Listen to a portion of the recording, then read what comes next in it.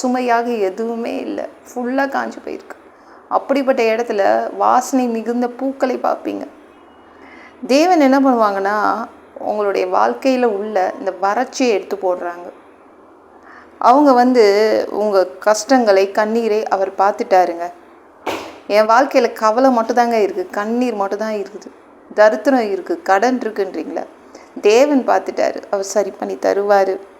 ஒரு சொட்டு நிம்மதி இல்லைங்க, ஒரு சொட்டு எனக்கு சந்தோஷம் இல்லை, எனக்கு பணமே இல்லை என் கையில், நான் இப்போவுமே என் பணம் சுத்தமாக இல்லை, மாதம் ஆரம்பதான், இப்போவுமே நான் எதுவுமே இல்லாமல் தான் உட்காந்துட்ருக்கேன் அப்படின்லாம் சொல்கிறீங்களே, தேவன் என்ன சொல்கிறாங்கன்னா, உங்கள் வாழ்க்கையில் பூக்கள் மலர்றதை நீங்கள் பார்ப்பீங்க அப்படின்னு சொல்கிறாங்க. சரிங்களா? அப்படியே ஒரு வாசனை மிகுந்த பூக்கள் மலரப்போகுது உங்கள் வாழ்க்கையில். இப்போது நம்ம வெளியில் போனால் என்ன பண்ணுவோம்? சென்ட் அடிச்சுப்போம். ஏங்க சென்ட் அடிச்சுக்கிறோம்? நம்மக்கிட்டேருந்து எந்த நாற்றமும் வெளியில் போகக்கூடாது, நம்ம நாரக்கூடாது, அப்படி தான் இல்லை, நல்ல வாசனையாக போகணும், அப்படி தான் நம்ம போகிறோம்.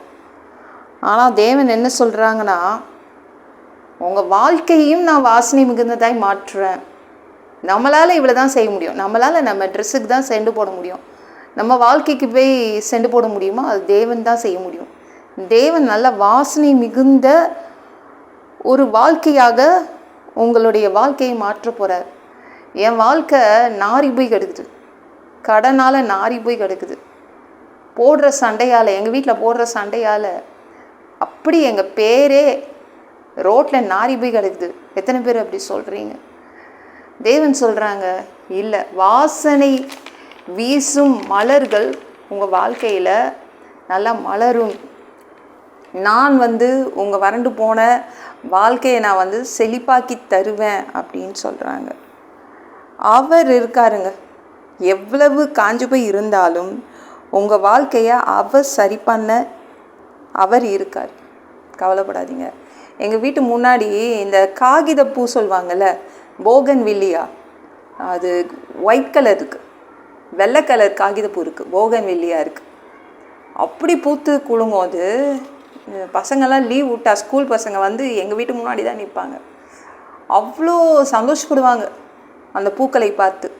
காகித பூக்கள் வெள்ளை கலரில் ஃபோட்டோ எடுத்துப்பாங்க, வீடியோ எடுத்துப்பாங்க.